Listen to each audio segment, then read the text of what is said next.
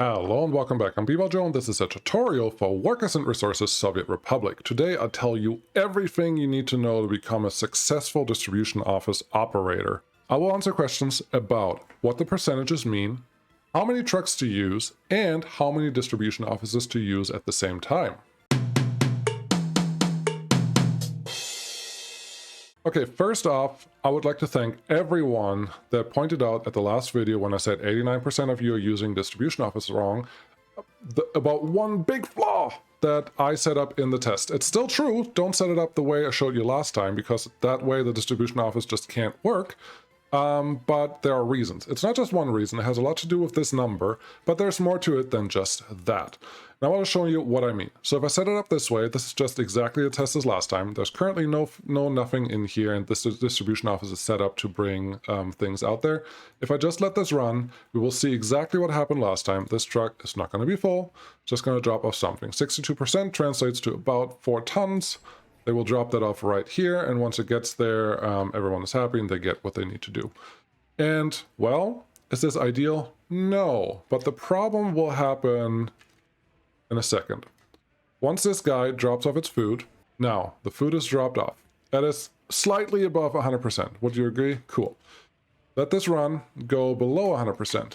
One truck, and I'm trying to find them right now, there's a truck that will have to go back and refill the deficit. It's this one, the same truck. So I was just looking for which distribution offer, what the choice is.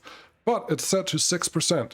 Why did it do that? Because I set the distribution office right here to 100%. So once there's a little bit of product missing from the destination, the distribution office sends another truck. Now let's explain what that really means, why that is. The number that you see here, this is the number when the distribution office tells its trucks to go. That is all it does. And this number is very important, and it can be applied 2 different ways, and I'll show you what I mean by that in just a second. But this really just means once below that percentage, go. It has nothing to do with the cargo capacity, nothing to do with anything else, just go. Cool. What does this number really do? There are 2 different ways it's applied.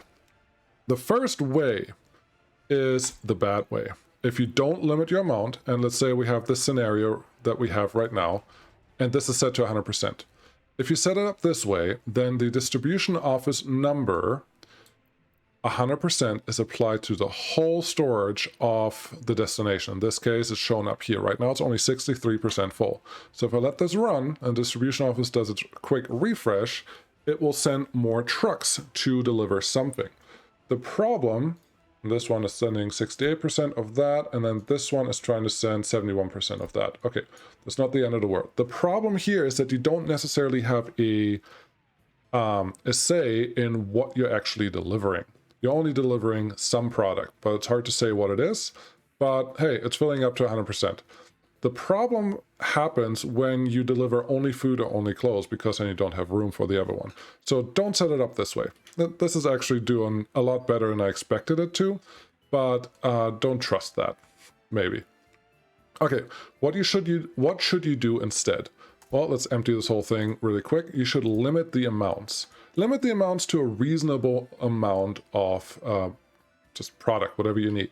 And you should look at this, if you use it at a store, like I'm doing right now, I know that food consumption is a lot higher than clothes, and electronics are definitely really, really low. So that's how you should set this up. Food will use the most, so let's set it up to something that's reasonable. And how do you pick the right number here? I'll tell you. The number that you pick should be related to the cargo capacity of the truck in your distribution office that you want to use for the product that you want to deliver. In this case, food. Food is 6.5 tons of food. Okay, so that will be right here-ish, approximately. Why don't I use this number? Pretty simple.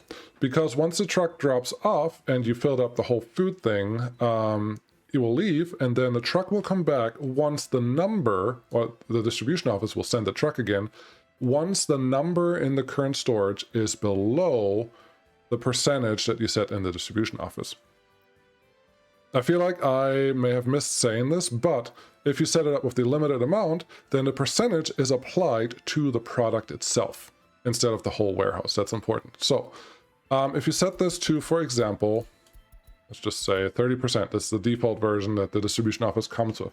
If you set it to that, then 30% of this, which is about 2.1 tons-ish, means there's a little buffer there where a truck can go from the distribution office to the source to, let's just let this run.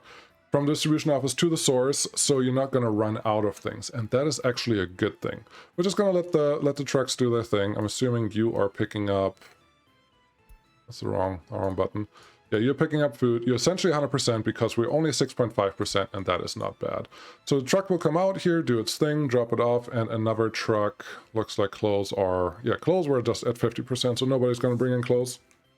But there you go. And you're just going to have trucks sitting there for a while, which is not the end of the world. But the problem happens when you go down to 30% of the food that you have now, which is what we say, close to 2 tons. So let's get to that point, because I don't just want to tell you dry theory, and see what happens. So once you go below 2.1 tons-ish, approximately, soon. Someone? There we go. It's sometimes a little delayed. You only load 69% of food, which is a lot better than the test that I showed you last time, or the tutorial that I showed you last time, but it's still not optimal. So how can you change this? Give yourself a little more room. Give yourself enough room that when the percentage limiter is hit, there is approximately enough space for one full truckload is what you want to do. And I played with that a little bit. A good number is right here. Nope. This one. A good number is right here, 8.81 tons. It's not exactly a full truckload, but it's really close to it. Another nice thing, this number will upgrade to 100%, I guarantee you, because the distribution office is smart enough to understand that there's now more space here. So we'll tell their guys, hey, instead of just getting something, how about you fill up the whole thing? There, 100%. That was no cut, I promise. So we'll bring the food out. And adjust on the fly, and that's awesome. It'll bring it down here, and then it will fill up the storage that is available there. Now, the nice thing is, like I just showed you before, if you do it this way, and you consume down to the percentage that you had before, you will be able, and we'll just do that automatically, right here. It's about 2.64 at this point. There we go. We're below it now. This guy is actually going to go...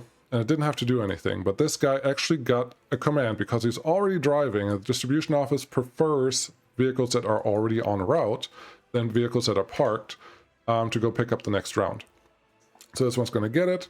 We're still consuming more, so this number got updated again to 99%, and that's pretty close. That's pretty close to ideal. You could make it a little better, but there's always a trade-off. What is the trade-off? The guys down here, clothing and electronics. Clothing you don't use a lot, but as you can see, our storage percentage is, or the volume is only 2.64 tons, which is not a lot when you look at the capacity of the full truck, which is 6.5 tons.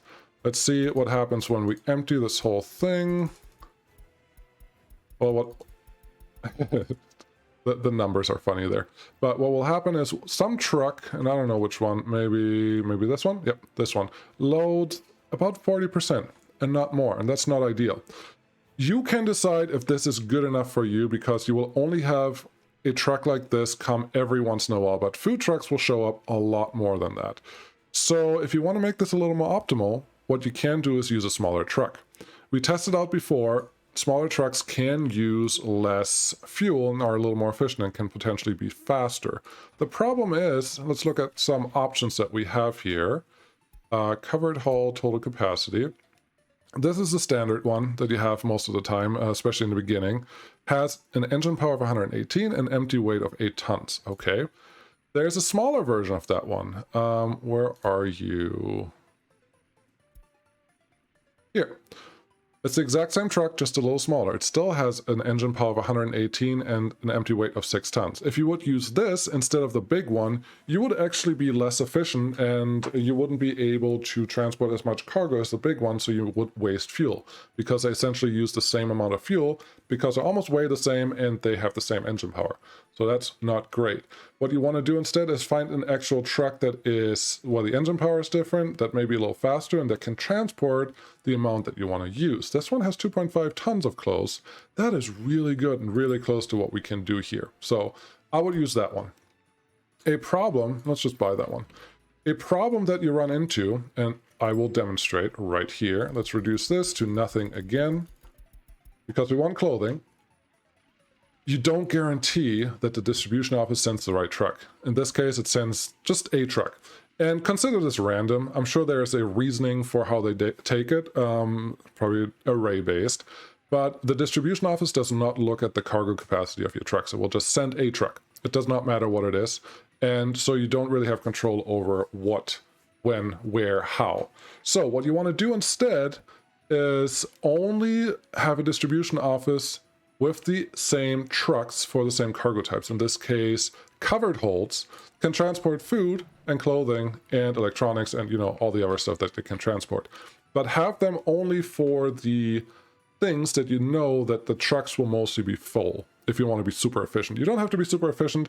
I would argue clothing, at least, is totally worth just leaving them in there, because the amount of clothes that are consumed is so minuscule that the one time your truck will drive, it will not hurt your efficiency, and building a separate distribution office for that would be really expensive.